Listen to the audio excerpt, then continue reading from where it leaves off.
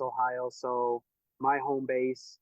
And then you have War Wrestling, which is ran by Big Tom.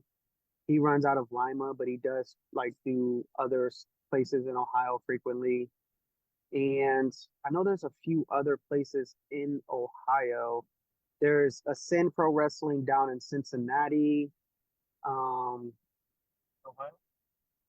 I think that's pretty much it. So you got Revolver, Ascend, AIW, Unsanctioned, War. That's pretty much it. Nice. Okay. So where did and how did the babushka become part of, your wrestling gimmick? So when I first started wrestling, I already knew, like for me, my growth in wrestling was very, very easy somewhat in some ways because I already knew who I was before I started wrestling. So Hmm. I knew what I could come in with. And my role in wrestling started out as the former model turned wrestling. So it was very easy for me to establish that character. The babushka thing came about because I would always make my entrance when I would in my training school because we ran shows like 2 times a month while also running training. So I was able to establish different stuff and test things out. And I would always wear a scarf tied around my head, almost like Tupac style, rather than like tied behind the head. I would do it Tupac style and would wear it in the entrance, take it off. And eventually I heard a song by ASAP Rocky called Babushka Boy. And he had Ah, his scarf on tied like the babushka. And I said, oh, that's real dope. I'm going to try that in my entrance and see how it works. And I was a heel where I trained at. So I started wearing that and that became more obnoxious. And the crowd just kept grabbing it and making fun of me for it. And then I think keeping it on in a match came when I went down to Tyrone, Georgia for Action Wrestling. And this is 2021, I want to say. So they were still doing the next up tapings where they would let wrestlers come in before the show would start, run matches, and then have more veteran wrestlers watching. And then when the match is over, they would critique them. Well, one of the times that I went down there, I said, I'm going to see if I can keep the scarf on in my match and see how that works. So I kept the scarf on in the match and it stayed on and it worked completely. And O'Shea Edwards was oh the yeah. veteran who was watching the match that I was in, and he was the one giving the critique. And he said, "Do not take that off because in wrestling we all get 7 seconds in wrestling. So basically, you get 7 seconds to get the crowd's attention." And he said, "You were the only one that had my attention from the start because all I could think of is that scarf going to stay on your head?" That's that's very good words too, because yeah, I mean, like you said, or like he said, 7 seconds. I mean, I always think your entrance and your music can really kind of make or break a lot of people, but like you said, if you grab their attention, you have their attention for, even longer than the 7 seconds. You just have that immediate 7 seconds to make sure that you really grab them. Yeah. And you're not just generic wrestler number three. Yeah, So, that's basically what it is. It's I can do it all like almost all the moves that most wrestlers can do. right, of I can't course. do a 630. I can't do a double moonsault, but I can do pretty much every move that every wrestler can do, but I can do it with a scarf on. Right. Yeah. Now, I've seen you wear masks as well. I mean, I think it was just for your entrance, but what is there any real hindrance for like, does it kind of block your vision on the sides, or how does it, is there any hindrance whatsoever? No, but there are times where I tie it too tight and then my Ah, hearing's muffled. But that doesn't hinder me too much. I think for me, it's slipping. If it slips behind the head, then I'd have to pull it back up and things like that. Or right. if a wrestler just decides to grab it and it grabs it too hard and it falls off. No, that's not too bad then. Yeah. So I've asked, this question has come up interviewing female wrestlers, but I'm curious if it has in fact made it into your world or not. Do you have any double stick tape stories? No. Okay. I know exactly what you're talking about though, Yeah. but I haven't had to use it. I Okay. was going to try to. Actually, there was once, but it's for I had an entrance mask because I'm a very big, huge fan of like the Italian Renaissance. So you had Oh, those like the Venetian masks that they used to wear. I would try to incorporate that in my entrance, but the only issue is that when you buy a Venetian mask, 9 times out of 10, the person who makes the mask puts string on it rather than like an elastic band. So I would have to then put the elastic band on. That way, I can like easily take it off without messing everything up. So that right. was pretty much the only time where like tape has been an issue. Okay. Yeah, I was always, I always felt bad I hadn't asked any of the male wrestlers yet, so I'm glad that I was able to ask you them.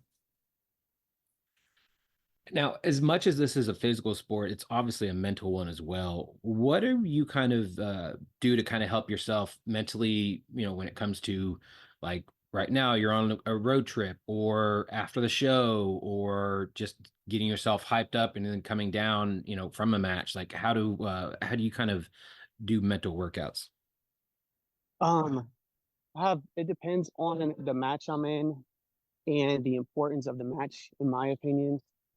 So if there's a match that I'm super hyped for, I have a couple of things that I will do. Like I'll either listen to the Rock Austin My Way promo video. Oh yeah. Um, there's I don't know if you watched Attack on Titan, but season 3 of Attack on Titan, you have Commander Erwin's suicide charge speech that they have, where he's pretty much getting his troops hyped because they're about to go distract the Titans, and basically they're all just going to ride to their death to do it in order to like kind of help the Captain Levi sneak up on them.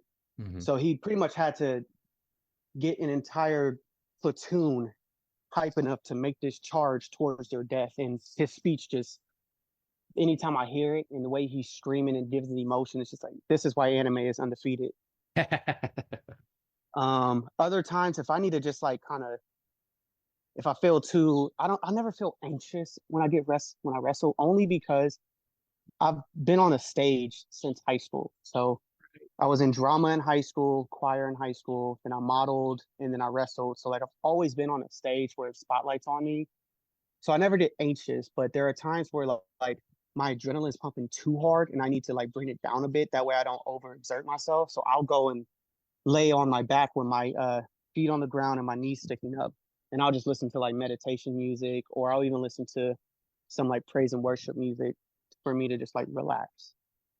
That's really awesome that have figured out how to kind of, calm yourself like that because there are times, I've been in enough locker rooms now that there are a lot of people that really work themselves up too much and then they still have, 3 or 4 matches before they even have to go out. So, adjusting your levels when it comes to that is really important. And I think, I'm always curious how everybody kind of steers themselves when it comes to that. Yeah. So I've started asking this fun question. What is always a standard for your bag whenever you're at a show? Because shows can be long days. Mhm. So definitely the essentials is my gear, Hmm. um, towel just to like kind of change with, my resistance band, Oh yeah. uh, my bottle of Tiger Balm spray. Uh, I usually have pre-workout with me, and really that's it. I mean, my headphones, they are usually in my fanny pack, and then yeah, that's pretty much it. I'm not really like a person where I need something in there with me at all times because it's like a good luck charm. Like I don't really have one of those things because I feel like when you know what you're doing, you don't really need luck. You know, it's Yeah. kind of, you just gotta trust yourself, trust the people you're in the ring with, and then know that like God and the universe has your back at all times. Right. Unless you do a moonsault off the top rope to the outside, and then you got to make sure you know you're dealing with the right people. Because I made that mistake a couple weeks ago. I have always been curious about that. Kind of walk us through what happened. I'm not, obviously not throwing anybody under the bus, but when it does come to catching someone or, a group of people catching someone, what are things that people should be doing that you think or you're seeing out there that they're maybe not doing? Um, so I learned how to catch guys from Myron Reed. Okay. Um, So he basically, I did one of his seminars a couple years ago, and half the seminar was like pretty much people doing dives, and then people who like needed to learn how to catch would be the ones catching. And basically, it's just you got to know that like this is yeah, it's a grown adult coming at you from the air, but like this is someone that's putting their life in your hands, and you just got to grab them Yeah. and take them to the floor as safely as you can. Or like when they're doing a suicide dive, putting your hands in their armpits so that they can catch their feet and stuff, things like that. Just understanding what you're doing. For my situation though, it was uh uh they were not in the place that when I turned around before I made the dive, I looked where they were at, and the moment I turned back around, they had stepped forward a little too much. So I Oh. jumped where they were and not where they are. So as soon as I'm upside down and I see me going past them, I'm just like, oh, this is going to suck. Oh no. What how did it, I mean, obviously the landing wasn't where you wanted it to be. How were you afterwards? So it hurt really bad, but like I was able to like lay there for a second and know that like nothing's broke. And I Right. went to stand up, and as soon as I stepped on my right foot, crumbled right back down. But it's only a sprain. Like I don't blame anybody in the match for it. It's just Right, right. miscommunication and stuff like that. But I know I'm putting a moonsault to the outside on the show for a while. Well, I mean, you kind of just touched on, moves you are and are not doing. When it comes to kind of making a move set and figuring out what moves do and do not work for either you as a person, but also you, as a character, and obviously every city you're going to go to is going to be a little different as well. And every crowd's going to respond a little differently. How have you kind of decided what you are and are not going to keep, and then how often are you trying to put in new moves just to see how they do work? I try to do it every time. Like you want to have your core moves. Everybody has their core moveset that they do in their core sequences. But for me, I like to kind of switch them up a bit. Mm, There are times where I'll do like a lucha hurricanrana where I'm bouncing off the middle rope into the hurricanrana, but then there are times where I'll do the grab the top rope, throw the legs on the top rope to let that bounce off. But then sometimes, depending on who's my base, I won't do it just because of like whether they know how to base or not. So it just depends on who I'm with, what I'm doing, where I'm at too. Like if I'm at Route 33 Wrestling in Central West Virginia, I don't need to do all the stuff that I would do at GCW and like Unsanctioned Pro because those fans are more, there's more kids in the crowd. So I'm just there to put on a show and have fun with the kids. So I right. don't need to do as much that they really won't even care to see. They just want to have a fun time and have wrestlers interact with them. No, that's true. Yeah. I mean, kids love live pro wrestling, and it's like you said, it's a giant show for them, and you guys are superheroes in the ring for them. Yeah, and honestly, that's one of my favorite things about wrestling is that I get to, go out there and entertain kids because I was one of them like 20 years ago seeing wrestling, and now I'm able to do that for the next generation. So who knows, I might inspire one of those kids to want to become a pro wrestler. Like, The Rock inspired me, AJ Styles inspired me, Daniel Bryan inspired me when I was in high school, Motor City Machine Guns when I was in high school inspired me because I'm seeing all of these guys who were either my size or low key smaller than me now. They were doing that stuff when I was watching as a kid, and now I get to be Mhm. around them doing it. Have you come across any of your heroes and actually gotten to have a conversation with any of them? Um, so I wouldn't necessarily call them heroes, Well, I but I guess would say like people you looked up to. Yeah. yeah. So yeah, oh yeah. Alex Shelley, Oh, Chris awesome. Sabin. So like the Motor City Machine Guns, I got to be there when they worked Revolver. Um, Gotten to meet Nick Nemeth, formerly Dolph Ziggler. Oh, Matt Cardona, I'm around all the time when I'm at GCW and he's there.